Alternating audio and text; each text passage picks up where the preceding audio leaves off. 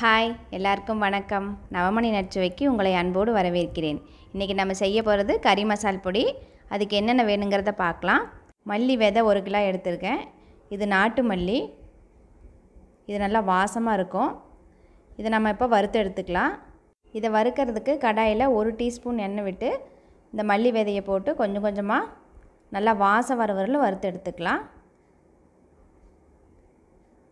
இதை வறுக்கும் போதே கலர் அப்படியே சேஞ்ச் ஆகும், நல்ல வாசம் வரும். அப்போ நீங்கள் ஆஃப் பண்ணிடலாம்.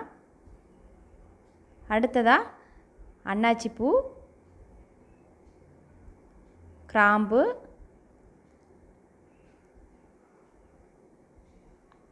பட்டை,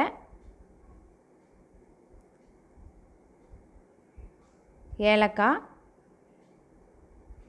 இதெல்லாம் 1 கிலோ மல்லிக்கான அளவு. ஏலக்காய் ஒரு 15 எடுத்திருக்கேன். இதை நல்லா வறுத்துக்குங்க. பட்டை 25 கிராம் எடுத்திருக்கேன். இதுவும் நல்லா வாசம் வர வரல வறுத்துக்குங்க. இது எல்லாத்தையுமே மீடியம் ஃப்ளேமில் வச்சு வறுத்துக்குங்க. அப்போ தான் வறுபடுறதுக்கு கரெக்டாக இருக்கும். அடுத்ததாக அன்னாச்சி பூவும் கிராம்பும் வறுத்துக்கலாம். இது 2 சேர்ந்து 25 கிராம் எடுத்துக்குங்க. இது நல்லா வாசம் வர வரல வறுத்து எடுத்துருங்க. அடுத்ததாக கசகசா வறுத்து எடுத்துக்கலாம். கசகசாவை நான் 50 கிராம் எடுத்திருக்கேன். கசகசா வறுக்கும்போது நல்லா வெடிக்கிறோம், அப்போ ஆஃப் பண்ணிவிடுங்க. அடுத்ததாக மிளகு போட்டுக்கலாம். மிளகு 100 கிராம் எடுத்திருக்கேன். இது நல்லா வறுபட்டுருச்சு, எடுத்துடலாம். அடுத்தது சீரகம் 100 கிராம் போட்டிருக்கேன். இது நல்லா வறுபட்டுருச்சு. இப்போ சோம்பு 100 கிராம். இது எல்லாம் வறுக்கும்போது மறந்துடாதீங்க, அடுப்பை மீடியம் ஃப்ளேமில் வச்சு வறுத்து எடுத்துக்குங்க.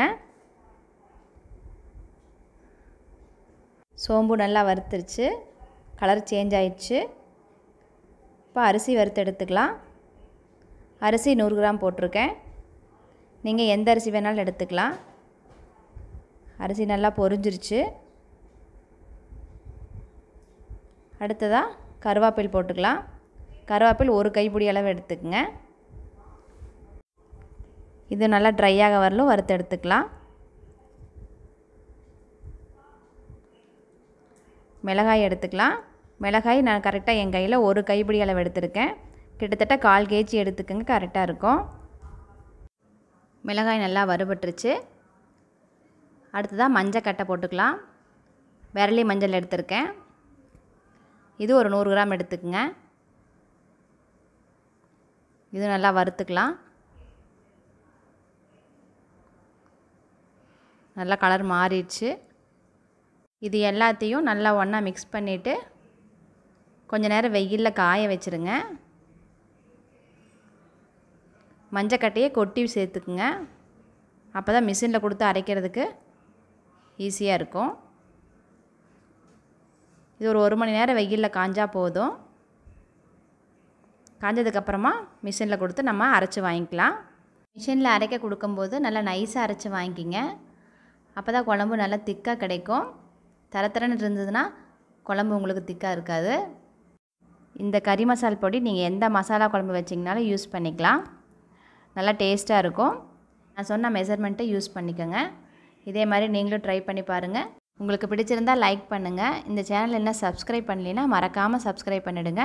உங்களை அடுத்த வீடியோவில் சந்திக்கிறேன். இங்கே எதுவும் சுவைக்கும்.